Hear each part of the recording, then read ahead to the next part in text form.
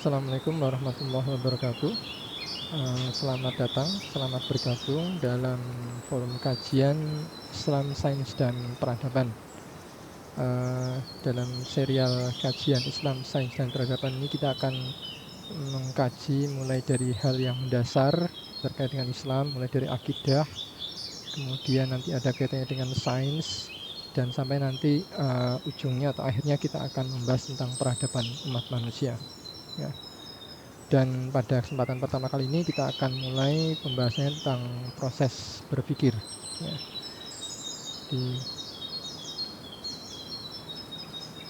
Sebagaimana yang kita ketahui, ya, manusia adalah mungkin satu-satunya makhluk di muka bumi ini yang bisa berpikir. Kita tahu tidak ada makhluk, tidak ada binatang lain, ya, tidak ada tumbuhan, tidak ada binatang yang bisa berpikir. Jadi ini suatu keunikan pada manusia. Dan sains dan peradaban manusia ini dibangun melalui proses yang paling dasar tadi, yaitu proses berpikir tadi. Tanpa adanya proses berpikir, tidak akan ada sains, tidak akan ada peradaban umat manusia. Salah dalam memahami proses berpikir ini bisa menghambat kemajuan umat manusia, menyebabkan mundurnya sains dan peradaban manusia. Ini sudah pernah terjadi di masa lalu, ketika manusia salah dalam memahami proses berpikir untuk memahami alam semesta. Karena itu proses berpikir perlu dipahami dengan benar, dan ini sangat penting demi kemajuan dari umat manusia itu sendiri. Dan juga ini kaitannya untuk diri pribadi setiap manusia juga, ya. Kemajuan untuk dirinya dan kebenaran dalam semua hal yang dia yakini ini bertumpu pada satu proses tadi yang sangat mendasar, yaitu proses berpikir, ya. Manusia dalam menentukan sesuatu keputusan, mengambil keputusan, dia melakukannya kadang dengan cara mengikuti pemikirannya, tapi kadang-kadang juga dengan cara menggunakan perasaannya. Tapi apabila kita kaji lebih dalam, perasaan manusia sebenarnya dipengaruhi oleh hasil pemikirannya ataupun pemahamannya di masa lalu, ya. Dia hormat, respect pada seorang karena mungkin dia telah mengenal orang tersebut, orang yang dia kenal sebagai orang yang baik, ya, orang yang dapat dipercaya. Sebaliknya pada orang lain, ya, yang dia kenal sebagai seorang yang tidak amanah, tidak bisa dipercaya, maka dia tidak akan hormat dan tidak akan respect pada orang tersebut, ya. Untuk orang yang dia belum kenal, maka dia tidak punya perasaan khusus, ya. Dia tidak menghormatinya secara dalam artian respect, tidak juga, tapi juga tidak menganggap dia orang yang perlu dijauhi juga tidak, ya. Terhadap benda-benda juga demikian. Kalau terhadap makanan, ya, kita suka pada suatu makanan mungkin karena pengalaman kita di masa lalu bahwa itu makanan yang enak, menyenangkan. Tapi suatu ketika bila kita mendapatkan informasi baru bahwa makanan tersebut mengandung zat-zat yang tidak baik untuk tubuh kita, maka mungkin kita akan menjadi tidak suka terhadap makanan tersebut, ya. Jadi perasaan manusia pun dibangun oleh pemikirannya masa lalu, dibangun oleh pemahamannya di masa lalu.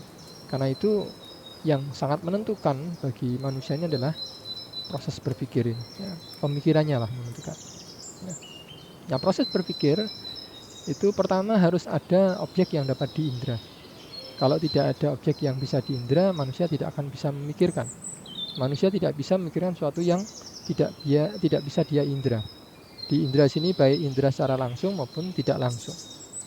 Manusia bisa memikirkan tentang elektron misalnya, walaupun dia tidak bisa melihatnya secara langsung, tapi dia bisa melihatnya secara tidak langsung dan berbagai macam instrumen yang mengamati dan observasi fenomena-fenomena di seputar partikel elektron ini. Jadi harus ada sesuatu yang bisa diindra untuk kemudian bisa dipikirkan. Lalu ada tentunya proses penginderaan. Kalau inderanya seorang itu tidak sempurna, proses berpikirnya juga tidak akan sempurna.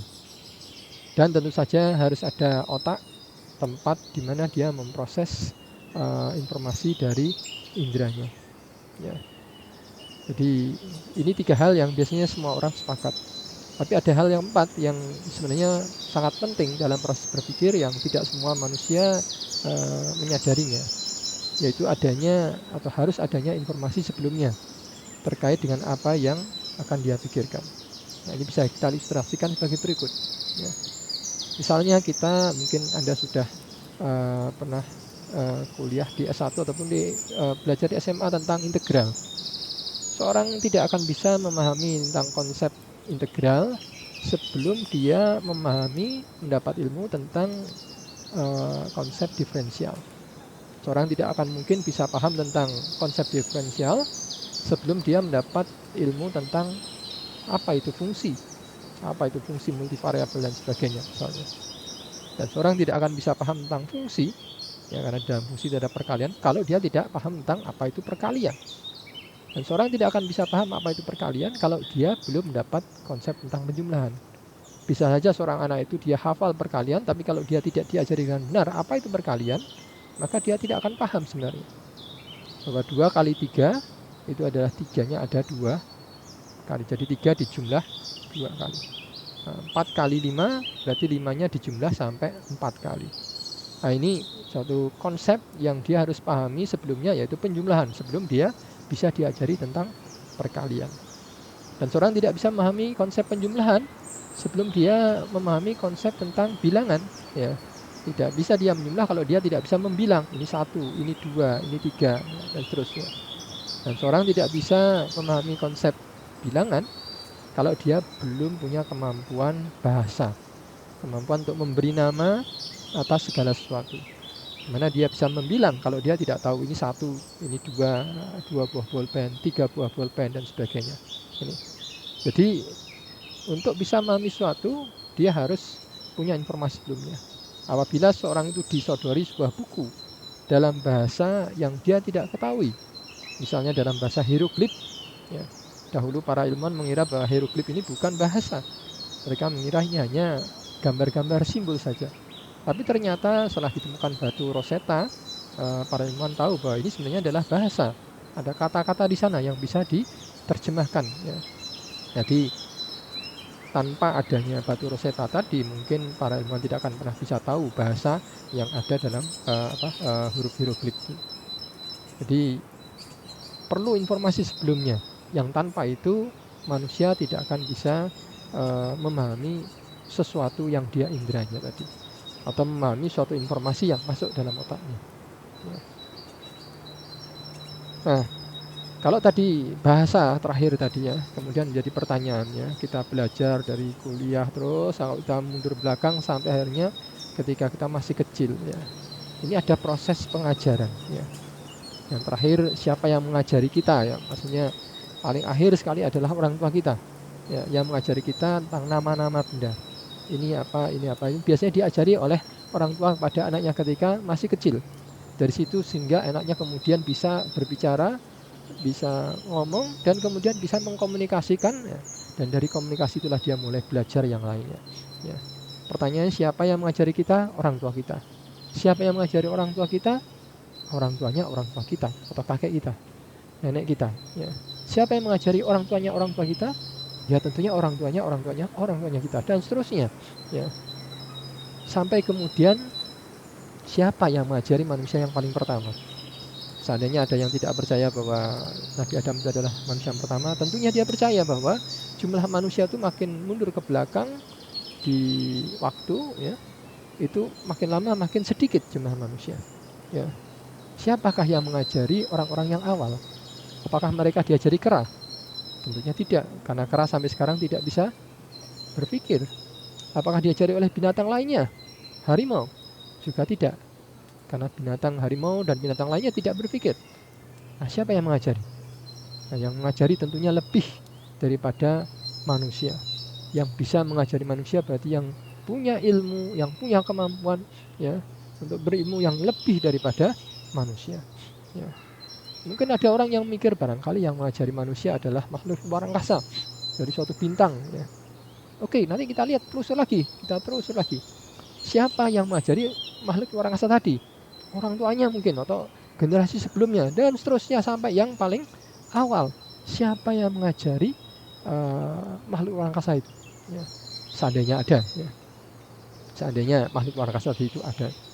Jadi akhirnya kemudian ilmu pengetahuan yang ada di alam semesta ini harus ada awalnya ya. Tidak mungkin bisa muncul dengan harus ada yang mengajari ya. Siapa yang mengajari manusia ya. Siapa yang mengajari sehingga kita punya khazanah ilmu pengetahuan yang demikian banyaknya ini. Nah ini, jadi harus ada kemudian satu entitas yang lebih dari manusia yang kemudian mengajari manusia ya. Yang dia tentunya tidak diajari dari yang sebelumnya ya. Inilah sang pencipta alam semesta ya, yang menciptakan manusia dan alam semesta dan seluruh isinya ya. Jadi proses pemberian informasi awal ini dalam Al-Quran juga dijelaskan dalam surat Al-Baqarah ayat 31. Allah SWT berfirman, a'udzubillahi minasyaitonirrajim, wa 'allama adamal asma'a kullaha summa aradahum 'alal malaikati faqala anbi'uni bi asma'i haula'i in kuntum shadiqin. Dan Allah mengajarkan kepada Adam nama-nama semuanya. Jadi bukan hanya benda saja tapi semuanya. Fenomena, kejadian, perbuatan, ini semuanya diajarkan.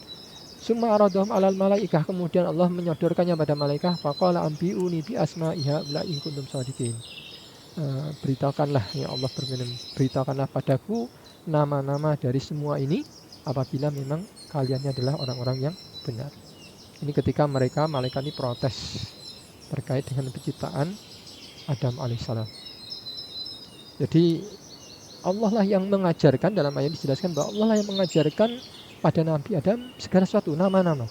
Inilah yang kemudian kita lanjutkan terus kepada anak-anak kita, anak cucu kita dan seterusnya, sehingga kemudian terbentuklah seluruh bangunan ilmu pengetahuan bagi manusia. Ibaratnya manusia itu punya otak, punya kemampuan berpikir, ya ibarat seperti komputer ya. Tetapi kalau tidak ada operating system yang dimasukkan, ya tidak akan bisa berfungsi. Ini hanya punya kapasitas saja, tapi tidak ada informasi awal yang diajarkan atau dimasukkan ke dalam komputer tadi. Demikian juga manusia ya. Kalau seorang anak bayi dari kecil sampai dia dewasa, dia tidak diajari apapun, tidak diajari ngomong, tidak ada komunikasi sama sekali, maka tidak akan bisa berpikir. Di ayat selanjutnya para malaikat menjawab, qali subhanaka la ilma lana illa ma 'allamtana innaka antal alimul hakim. Mereka berkata, para malaikat berkata, maha suci engkau, la ilma lana, tidak ada ilmu bagi kami, illa ma 'allamtana, kecuali apa yang engkau ajarkan bagi kami. Jadi malaikat pun tidak bisa berpikir ya, terkait dengan benda-benda tadi, nama-nama tadi, karena memang tidak diajari ya. Jadi manusia bisa berpikir karena manusia diajari ya. Tanpa pengajaran dari Allah SWT pada Nabi Adam, maka manusia tidak akan bisa mengetahui berbagai macam ilmu pengetahuan berikutnya ya. Jadi kalau diringkas, proses berpikir itu butuh 4 hal. Ada objek yang terindra, kemudian ada indrawi, ada otak yang normal, serta harus ada informasi sebelumnya yang terkait dengan objek yang diindra. Dan proses berpikir itu adalah proses mengkaitkan antara informasi yang masuk dalam indera, ke dalam otak, dengan informasi sebelumnya, dengan pengetahuan sebelumnya yang ada, kemudian disimpulkan menjadi suatu kesimpulan. Itulah berpikir. Contohnya misalnya seorang anak, dia diajari tentang perkalian, bahwa 5 kali 6 adalah 6-nya dijumlah 5 kali. Karena dia sebelumnya sudah tahu tentang penjumlahan, maka ketika diberitahu 5 kali 6 adalah 6-nya dijumlah 5 kali, maka dia kemudian membayangkan, oh 6 tambah 6 sampai 5 kali, inilah 5 kali 6 ya. Berikutnya kalau diminta untuk mengerjakan 7 kali 3, maka dia jumlahkan 3 itu sebanyak 7 kali, dan seterusnya. Ya, itulah proses berpikir. Dia mengkaitkan dan menyimpulkan, kemudian dia kemudian punya pemahaman baru terhadap apa yang namanya perkalian tadi. Berpikir bukan sekedar menghafal, itu hanya memasukkan informasi dalam diri seorang ya. Belum menghasilkan suatu kesimpulan. Jadi harus ada suatu kesimpulan yang diperolehnya. Jadi kalau bisa diringkas, ini ada indera pada otak, informasi sebelumnya, kemudian menghasilkan kesimpulan. Itulah proses berpikir. Jadi demikian proses berpikir pada manusia. Semoga ini bermanfaat. Wassalamualaikum warahmatullahi wabarakatuh.